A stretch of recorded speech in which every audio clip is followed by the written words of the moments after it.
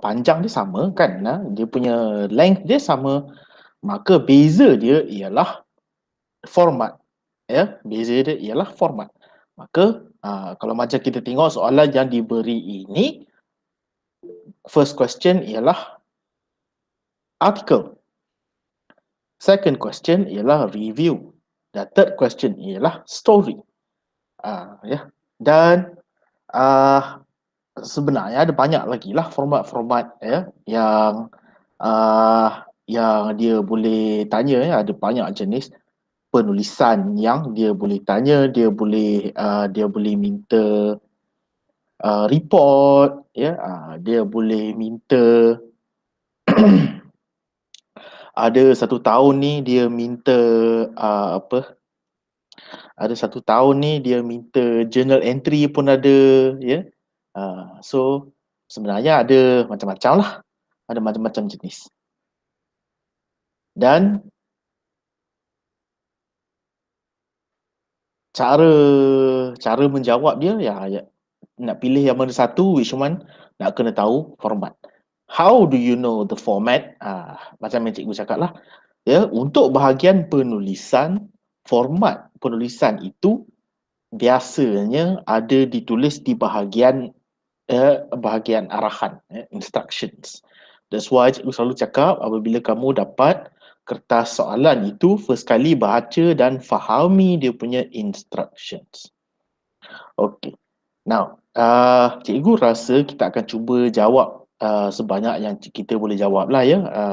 Untuk hari ini mungkin jawab satu, dan minggu depan kita buat lagi dua ke. Tengoklah banyak mana kita boleh buat. Dan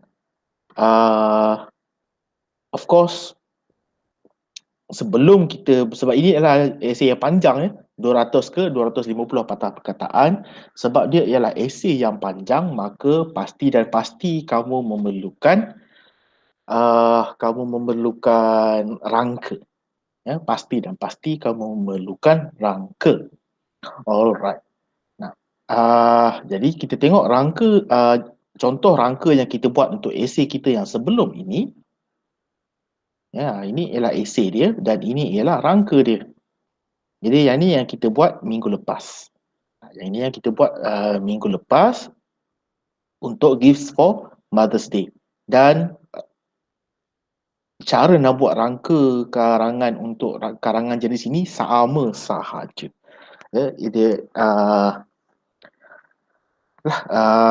Jom kita mula. First kali, of course, kita baca dia punya soalan dia. Soalan untuk question number 3 kata, you see this notice on the board outside the school library. Submission for articles is open. E-cigarettes and vaping addiction. What should the school do to help? How can mass media create awareness? What should parents do? Write us an article answering these questions. The best article will be published in the school magazine. Alright. Now, kalau kamu perasan, dia notis ini ya sudah pun beri kepada kamu punya points ya, dia dah bagi dah, kamu perlu tulis tentang apa, dia dah bagi dah ya, ada 3 point dekat sini yang dia sudah beri kepada kamu. Jadi first of all, banyak mana kita nak tulis? 200 ke 250 patah perkataan, banyak mana ya, berapa perenggan yang kita perlu tulis? Sebab dia ada 3 perenggan, sebab dia ada 3 point, dan setiap satu point ialah satu perenggan isi, maka secara logiknya kamu punya karangan ini ada 5 perenggan ya. Secara logiknya karangan kamu ini ada 5 perenggan. Apa yang kita nak tulis dalam perenggan-perenggan itu, apa yang kamu nak tulis dalam artikel itu, maka itulah kerjanya rangka karangan. Okay, so first, jom kita buat rangka karangan terlebih dahulu. Okay. Ya. Artikel manuscript. Dia punya tajuk dia ialah e-cigarettes and vaping addiction.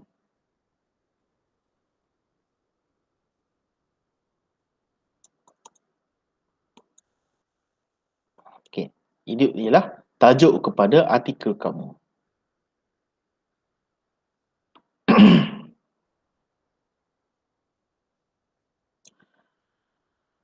Kemudian, macam biasa, penulisan kamu first kali kena ada introduction, 3 bahagian, and then content, and then finally conclusion. Alright.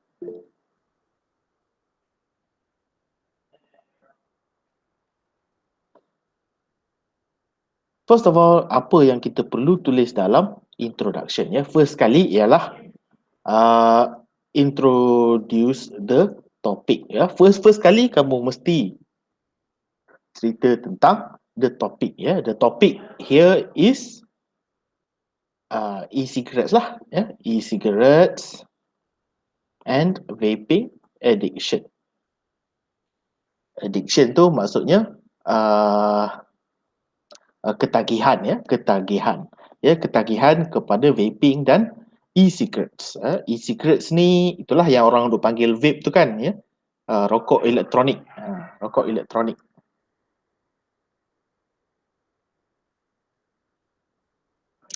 Dan dia punya cara paling senang untuk buat introduction ya, dan apa nama itu, dan ini ialah rasanya cikgu dah cakap dah minggu lepas tapi cikgu akan ulang lagi sekali. Cara yang paling senang untuk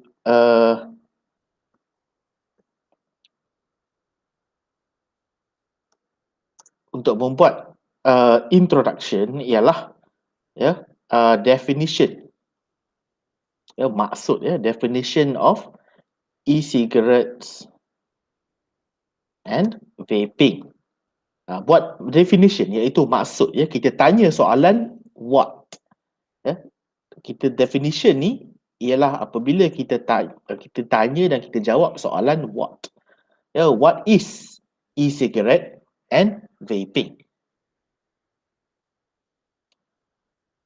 And then kita letak juga definition of addiction pun boleh. What is addiction? Terangkanlah sedikit apa maksud ketagihan. Ya, apakah maksud ketagihan? And then okay lah kot kat situ. And then talk about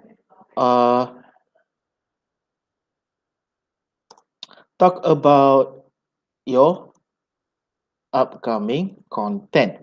Apa yang kamu nak tulis di dalam artikel itu ya, kamu sambungkan introduction paragraph kepada content paragraph menggunakan bahagian ini ya, you talk about your upcoming content ya. Kalau kamu perasan content yang diberi kepada kamu ya, 3 ni, what should the school do to help, how can mass media create awareness, what should parents do.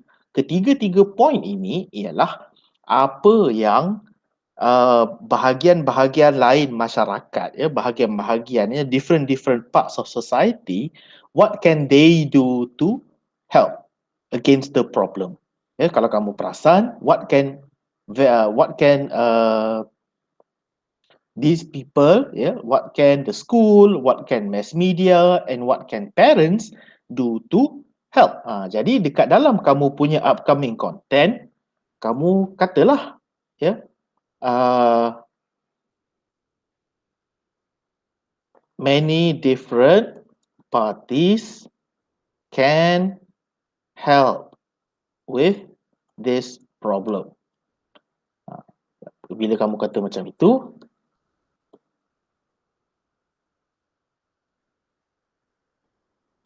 itulah kamu akan kamu nak pergi ke perenggan yang seterusnya. And then kita cerita tentang content. Alright, content tidak bahagi 3 dah ya. What should the school do to help? Kan? Of course lah, bila kita cerita tentang school, education. Kan? Education.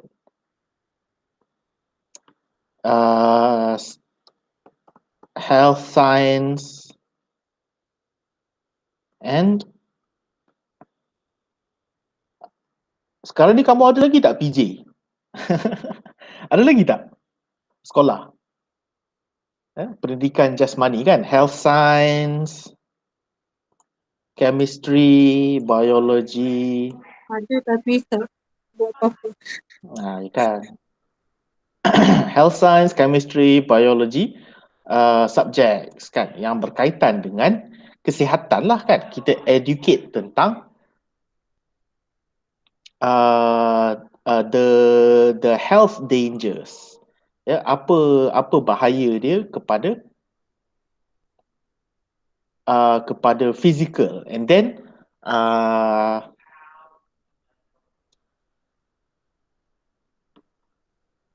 masih lagi dalam topik education, subjek lain pula kan, contohnya civic, apa lagi, mata pelajaran civic duty, mata pelajaran teach the societal issues of addiction. Sebab bila kita cerita tentang ketagihan, dia bukan sahaja efek diri kita, dia efek orang sekeliling kita juga. Jadi boleh juga cerita tentang apa yang sekolah boleh buat untuk tolong benda itu, apa yang sekolah boleh buat. Jadi itu ialah contoh kamu punya konten. Itu ialah contoh kamu punya konten, dan kamu perlu kembangkan lah kan. Kamu perlu kembangkan kamu punya konten itu supaya dia menjadi satu paragraf yang lengkap. And then point kedua ialah how can mass media create awareness? Okay, bila kita cerita tentang mass media, first kali ialah awareness campaign kan. Awareness campaign using advertisements, sponsored content about the danger of smoking and vaping. Of course lah, bila kita cerita tentang mass media, dia punya power dia ialah campaigns, memang campaigns lah. Bila kita cerita tentang mass media kan, itu termasuklah social media, termasuklah streaming services, termasuklah video streaming, apa semua tu, all of that semuanya termasuk di dalam mass media. And then lagi satu benda yang mass media boleh buat ialah censorship of materials. Kan? Censorship of materials. Maksudnya janganlah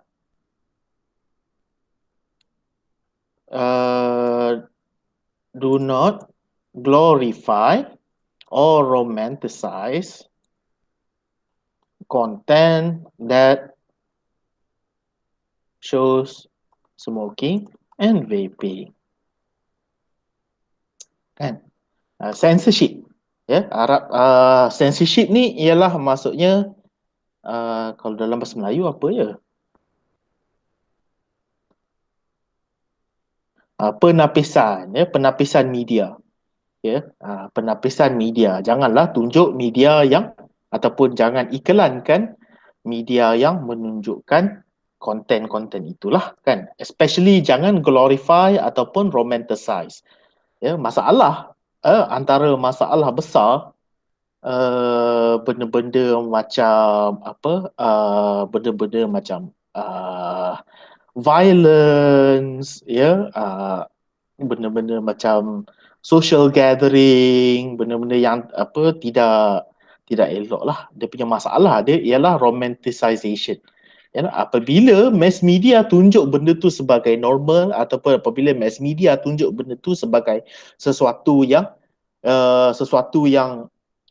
benda yang orang biasa buat ataupun benda yang orang patut buat ataupun benda yang seronok buat, maka dia akan diterimalah especially oleh golongan-golongan muda yang masih lagi impressionable, ya, golongan-golongan muda yang masih lagi mencari apa yang dia patut buat. Jadi dekat situlah function mass media, ya, sangat-sangat berkuasa. Jadi sepatutnya berlakulah ada censorship of materials. And then point yang ketiga ialah what should parents do?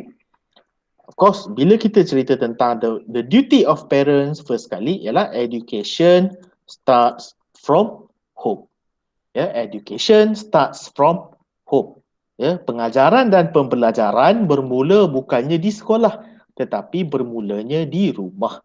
Ya, kerana tak kisahlah berapa lama pun student tu spend time inside the classroom, apabila ibu bapa dia tidak mengajar dia benda yang dia patut belajar, dia pergi sekolah pun dia tidak akan belajar. Bukan dia tak akan belajar, dia akan sangat susah untuk belajar. Maka education starts from home, ya. Pelajaran dan pembelajaran bermula di rumah, ya. Parents should teach their children.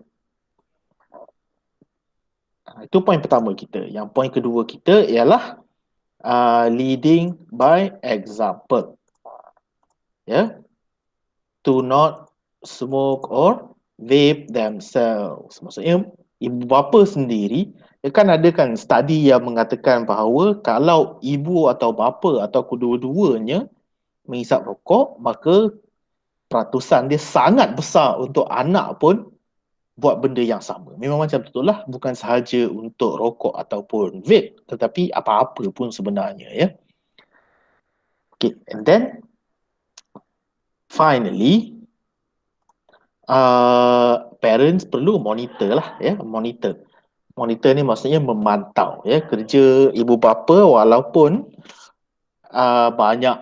banyak ibu bapa akan kata benda macam alah dah besar dah, pandai-pandai lah dia buat keputusan dia sendiri kan, tetapi cikgu boleh cakap lah kan, cikgu umur dah 30 lebih pun kadang-kadang ada ibu yang mengingatkan, ya, ada bapa yang mengingatkan tu ialah benda yang sangat-sangat penting, ya.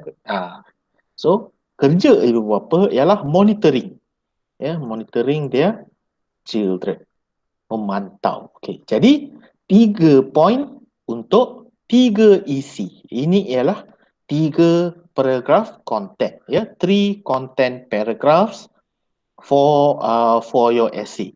Dan sebenarnya kalau kita nak kupas lagi, ya, boleh kupas dan kupas dan kupas dan kupas dan kupas. Sebab tu nama dia kupas, ya.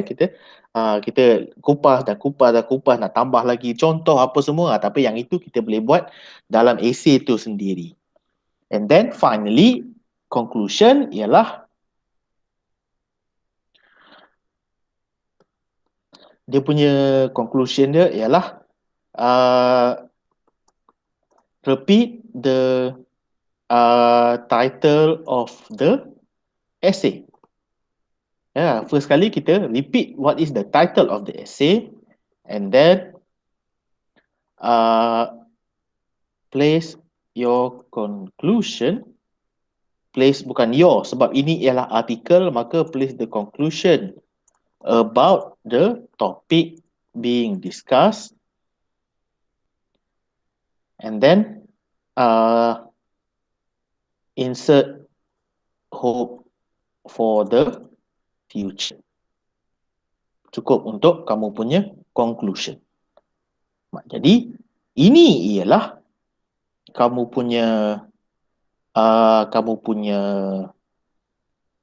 manuskrip, ya, kamu punya rangka karangan. Ada pada perenggan pertama, introduction, perenggan kedua, ketiga dan keempat ialah content, dan perenggan kelima ialah conclusion.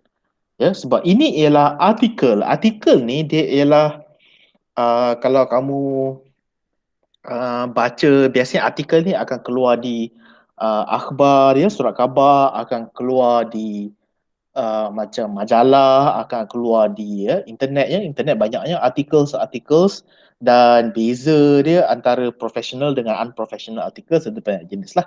Tetapi biasanya untuk articles kita tak gunakan first person ataupun second person ya. Kita tak gunakan first person ataupun second person punya perspektif.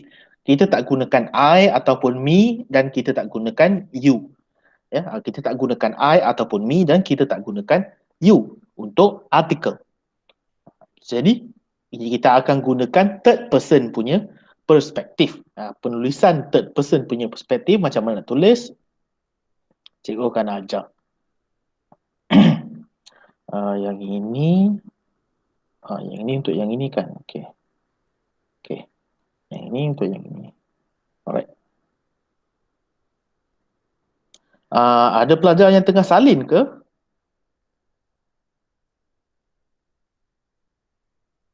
Alright. Yang paling akhir sekali tu je. Okay, no problem. Bila dah selesai beritahu.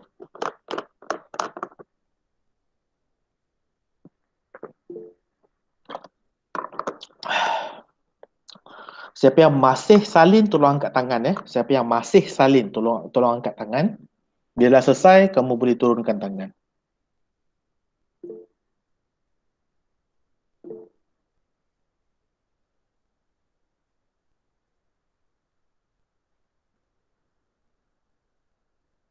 Ya, siapa yang masih salin tolong angkat tangan. Siapa yang sudah selesai salin turunkan tangan ya. Tapi nanti bila kita tulis esei nanti tak tahulah macam mana kamu nak salin pula kan. Ya, mungkin cikgu akan nanti kalau cikgu post cikgu punya kopi ni agaknya kamu boleh tengok tak notes yang cikgu nak buat ni. Kalau cikgu send dalam group boleh. Boleh tengok Kalau buat itu screenshot lah. Okay. Alright.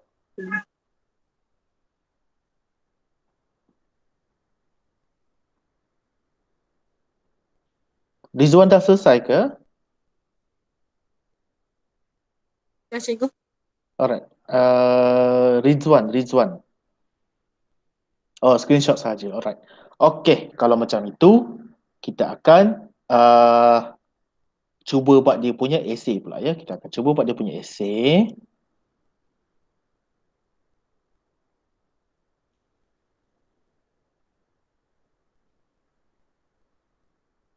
Biasanya penulisan cikgu dia akan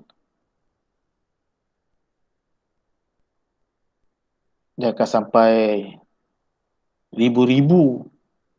Jadi biasanya bila cikgu tulis dia memang akan jadi lebih sikit.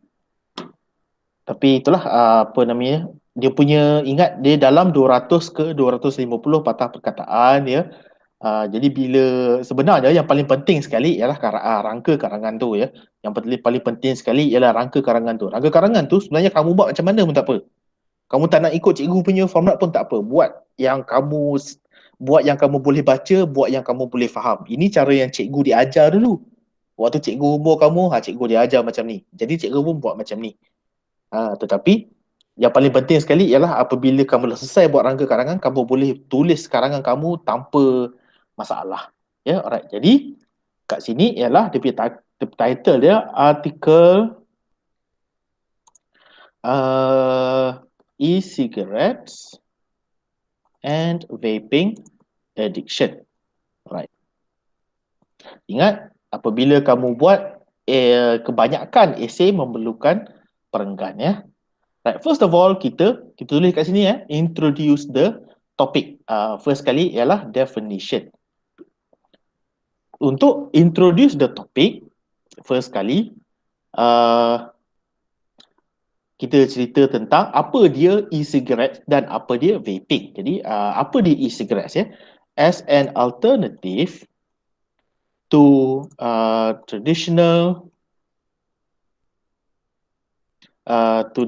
traditional smoking of tobacco cigarettes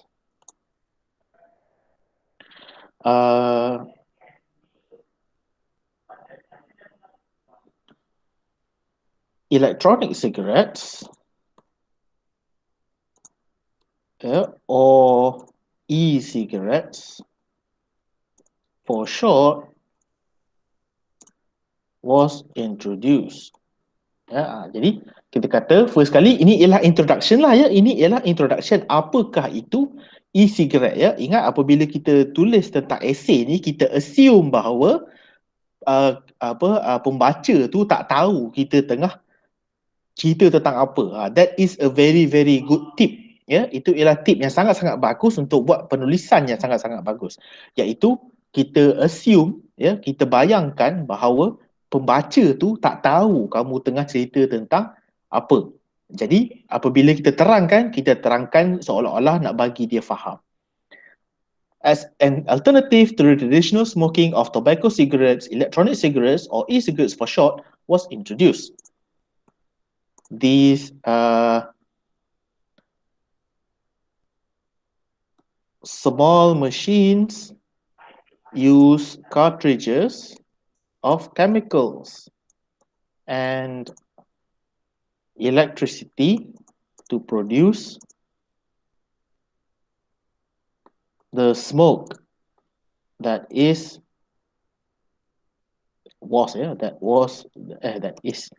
inhaled during smoking. Ini ialah maksud apakah dia e-cigarette dan apakah vaping. Or as it is more becoming more commonly known as vaping. Jadi ini ialah introduction lah macam kita cerita kat tadi kan. Apakah e-cigarette, apakah vaping? Inilah dia punya maksud dia. Ya, e-cigarette ialah electronic cigarettes dan dia menggunakan cartridges yang ada chemical. Kemudian digunakan electricity. Dah, itu ialah maksud e-cigarette. Kan? Jadi apabila kita terangkan macam itu, satu demi satu, maka itu ialah introduction. Kemudian kita nak cerita tentang addiction. Apakah kaitan e-cigarette dengan addiction? While seen as a countermeasure for the issues of littering as well as heavy second-hand smoke that traditional cigarettes have, e-cigarettes are the same when it comes to causing addiction to its users. Jadi kita kata walaupun ya e-cigarette itu kan kalau traditional smoking dia selepas dia habis hisap rokok dia buang puntung tu kan. Jadi ada banyak case littering ya. Jadi banyak case littering. And then kemudian of course lah dia punya asap dia tu berbanding dengan asap yang asap rokok tradisional, asap e-cigarette dia jauh lebih ringan. Itu ialah kenapa e-cigarette jadi makin popular lah. Tetapi masalah yang tidak hilang ialah dia menyebabkan addiction, iaitu dia menyebabkan ketagihan. Jadi itu ialah macam mana kita kaitkan antara e-cigarette, vaping dan addiction. Jadi dekat situ and then kita sambung, addiction is a continuous problem that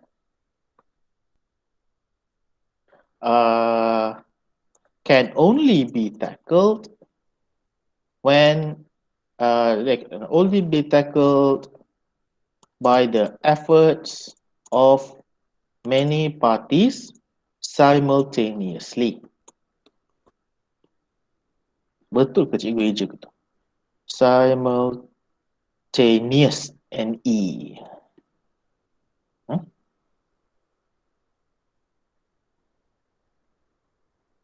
Simultaneous, tak ada I. Tapi ada E kat sini. Jadi, kita kata addiction iaitu ketagihan ialah masalah yang berterusan, ya, continuous, dia berterusan walaupun kita menggunakan bahan yang baru iaitu e-cigarette itu, tetapi ia masih lagi masalah yang berterusan that can only be tackled, yang hanya boleh diselesaikan by the efforts of many parties simultaneously, yang hanya boleh diselesaikan apabila banyak pihak berusaha sekaligus. Jadi apabila kita kata many parties, of course lah, ya, banyak pihak, sudah tentu kita sedang bercakap tentang apa yang soalan itu nak tanya, kan? Pihak pertama ialah sekolah, pihak kedua mass media dan pihak ketiga ialah parents. Okay.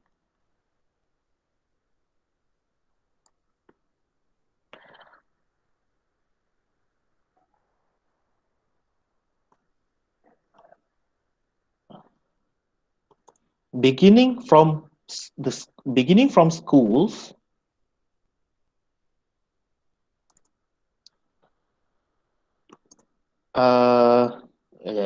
macam mana? Okay, sekarang ni soalan dia macam mana kita nak kaitkan, ya, vaping ataupun e-cigarettes dengan sekolah, kan? Jadi kita boleh kata many users of e-cigarettes are bukan many, most. Yeah, most users of e-cigarettes are among the younger generations. Thus,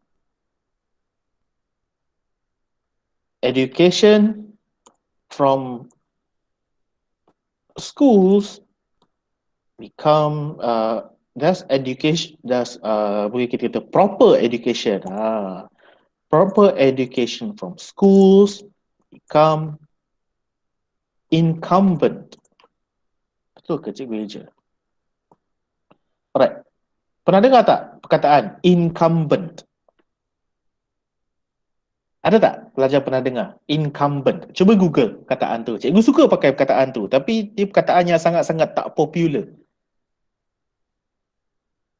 Incumbent. Ya? Incumbent. Ya, kalau kita tengok Google kata maksudnya ialah necessary, ya, ataupun perlu, ya, necessary as a duty or responsibility. Ya, perlu sebagai dia punya tanggungjawab. Jadi kita kata proper education from schools become in handling this situation. Jadi kita kata tanggungjawab untuk menghadapi masalah ini menjadi tanggungjawab sekolah ataupun sebahagiannya lah, kan. Thus, proper education from schools becomes incumbent in handling this situation.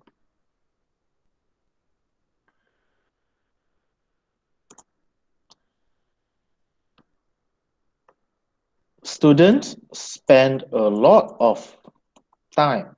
Actually, okay,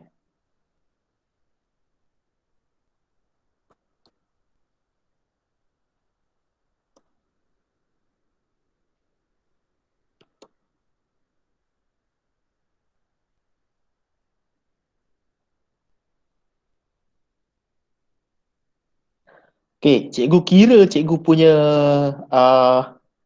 introduction paragraph ni Dan dia kata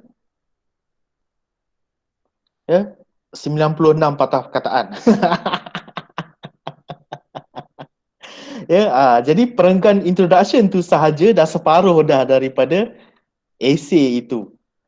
Jadi bila kamu buat kena potong lah, kena buat. Ni sepatutnya kena potong separuh ni ya. Kita boleh potong bahagian ini.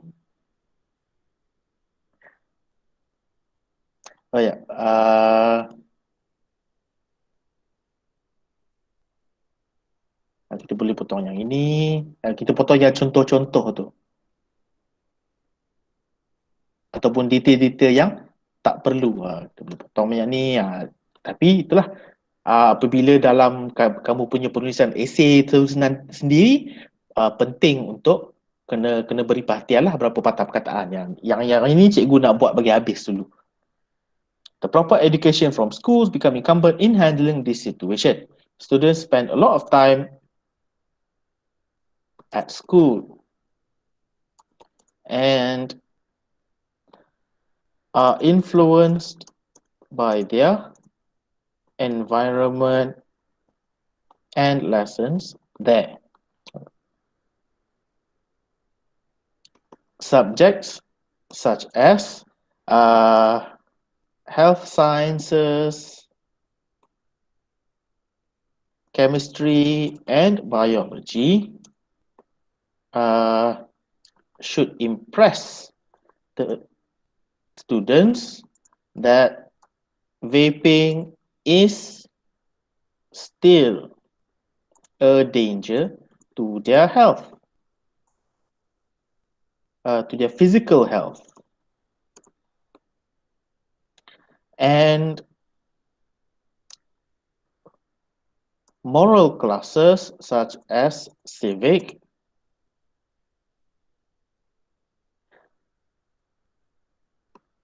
should teach the students about the societal issues that rise from being addicted to chemicals.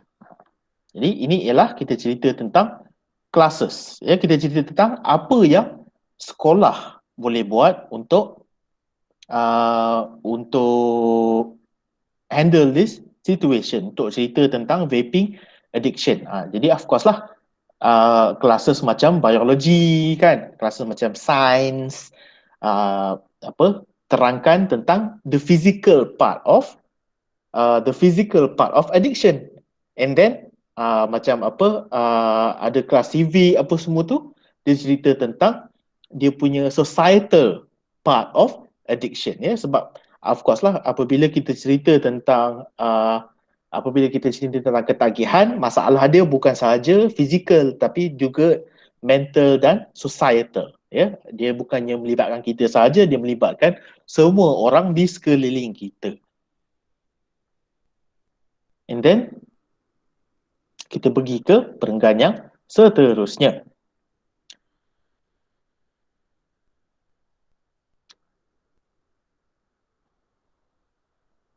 Another huge aspect of a person's life is the mass media that they absorb. And as such, mass media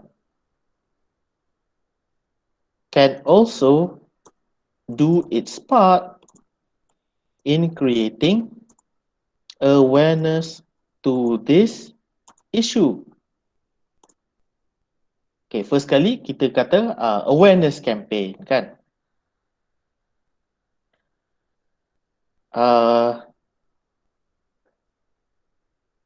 Multiple platforms of mass media can collaborate to create an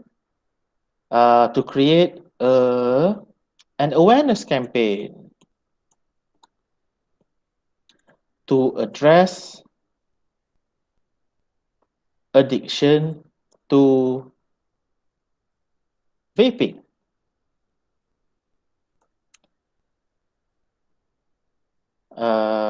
Advertisements and other sponsored content are very effective in spreading news and awareness to watchers. Ini ialah kita punya yang inilah kan. Ya, first kali kita cerita tentang awareness campaign. And then kita cerita tentang censorship.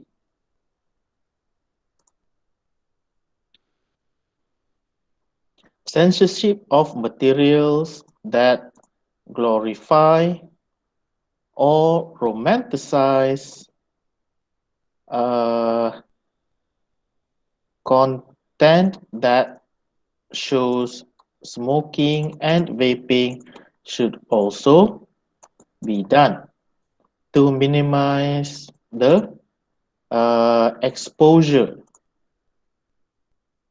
to vaping and smoking. Right. Jadi itu ialah mass media. Apa yang mass media boleh buat? First kali awareness campaign, dan yang kedua ialah censorship of materials. Kan? Dia boleh ada dua bahagian. First kali ialah dia buat dia punya campaign sendiri, and then yang kedua ialah dia tapis konten yang dia nak tunjuk. Kan? Macam dekat Malaysia, tak tahulah kamu tahu tidak, tetapi dekat Malaysia tidak boleh ada iklan bahan-bahan rokok ataupun bahan-bahan alkohol. Tidak boleh langsung. Dekat Malaysia, tak kisahlah bahan apa pun. Ya, kalau dekat online ke, dekat billboard ke, dekat majalah ke, apa ke, tak boleh langsung. Jadi itu ialah contoh censorship lah ya.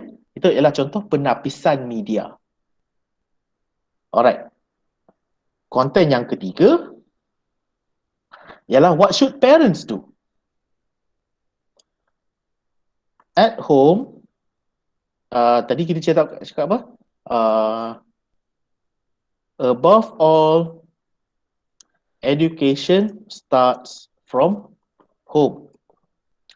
Parents should never neglect their duty to teach and monitor their own offspring, whether it be to lead by example and avoid smoking or vaping themselves. Ayat dialog. Leading by example by not smoking or vaping themselves should help their children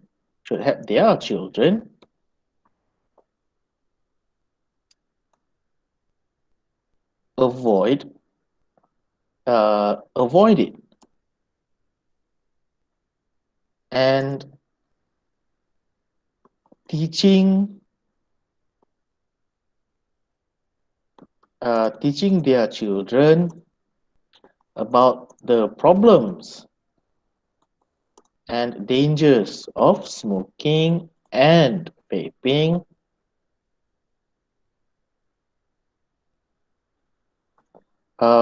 would compound the lessons being taught at school. Kan, apabila benda tu dah diajar di sekolah, kemudian diajar semula di rumah, maka benda itu akan jadi solid lah, ya. Parents should also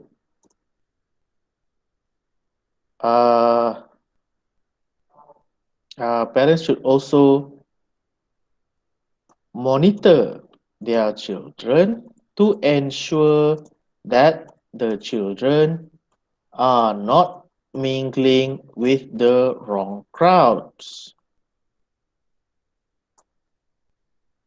some lessons are learned outside of the walls of home or school. Kemudian tanggungjawab parents juga ialah monitor siapa yang mengelilingi anak itu, ya. Kawan dia, sahabat dia, kalau dia kerja awal tempat kerja dia kan, supaya dia tak ikut habit orang lain, ya, supaya dia tak ikut tabiat orang lain. Ya, so, kita kata tu some lessons are learned outside of the walls of home or school, ya. Sesetengah pelajaran dan pembelajaran berlaku di luar dinding-dinding sekolah atau rumah. Maksudnya kat luar lah kan. Okay, and then apabila kita dah selesai buat content,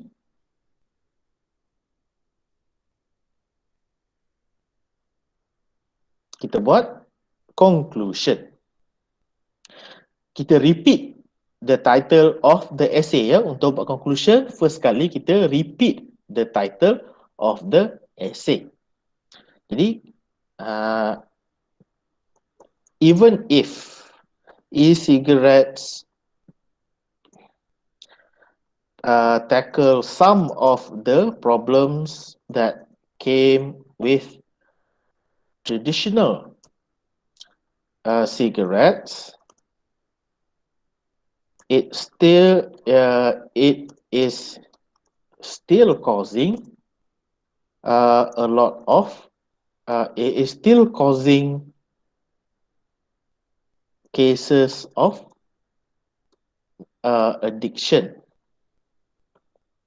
Itu ialah kita ulang balik apa yang kita cakap tadi. Kita ulang balik topik dia. Topik dia ialah walaupun e-cigarette itu ada dia punya kebaikan dia, tetapi dia masih lagi menyebabkan addiction, ya. Dia masih lagi menyebabkan ketagihan. Kemudian kita place the conclusion about the topic being discussed. Jadi conclusion dia ialah many parties need to do their part in tackling this issue in order to minimize the danger being done by the introduction of this new trend. Yeah. Many parties need to do their part in tackling this issue in order to minimize the danger being done by the introduction of this new trend. Ya. Maksudnya apabila trend baru ini diperkenalkan, dia menyebabkan masalah-masalah yang perlu diatasi oleh banyak pihak.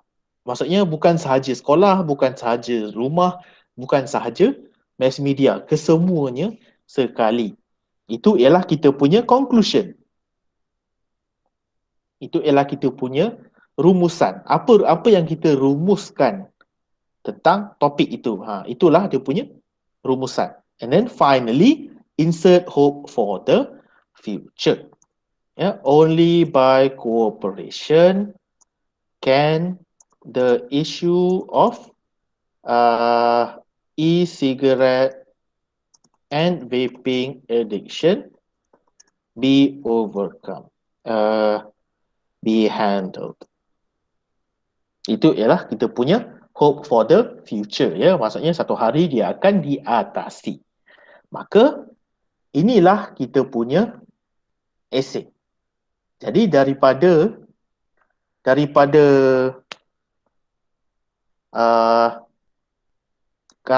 rangka karangan ini, cikgu boleh buat essay macam ini. Sebenarnya kalau nak lebih panjang lagi, sangat-sangat senang. Ini pun cikgu rasa ada dalam 300 ke 400 patah perkataan juga ni, rasanya lah. Nak tengok berapa patah perkataan? Ni cikgu main tulis saja ni. Kalau kamu rasa macam, oh Allah, panjangnya cikgu, mana boleh buat macam ni? Sebenarnya cikgu ni pun main tulis je ni. Yang first kali ni berapa patah ya?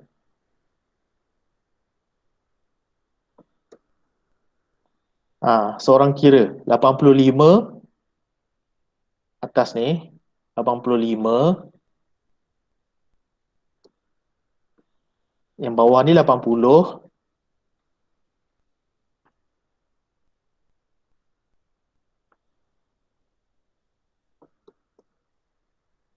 perenggan ketiga 87,